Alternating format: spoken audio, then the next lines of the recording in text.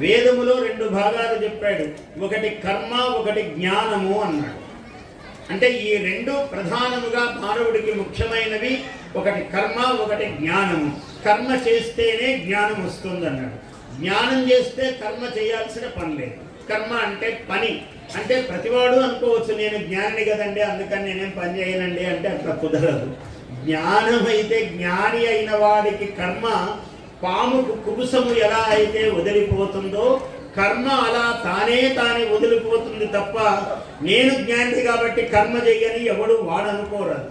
శంకరాచార్యులంతటి జ్ఞాని కూడా కర్మ చేశాడు. ఆయన కూడా నిత్య పూజ చేశాడు. అంటే కర్మ అన్నది అది వదిలిపోవాలి.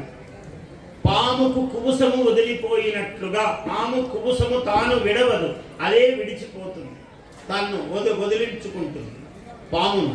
అలాగా జ్ఞానము కర్మ అని రెండు ఉన్నాయి.